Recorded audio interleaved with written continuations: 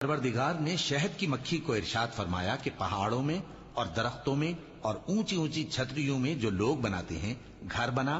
پھر ہر قسم کے میوے کھا اور اپنے پروردگار کے صاف رستوں پر چلی جا۔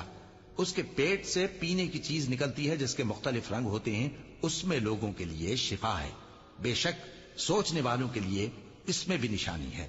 اور اللہ ہی نے تم کو پیدا کیا، پھر وہی تم کو موت دیتا ہے، اور تم میں بعض ایسے ہوتے ہیں کہ نہایت خراب عمر کو پہنچ جاتے ہیں تاکہ بہت کچھ جاننے کے بعد ہر چیز سے بے علم ہو جائیں۔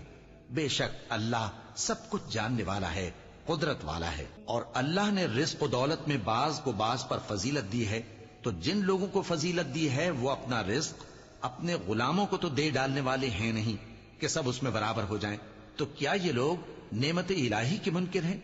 اور اللہ ہی نے تم میں سے تمہارے لیے بیویاں پیدا کی اور بیویوں سے تمہارے بیٹے اور پوتے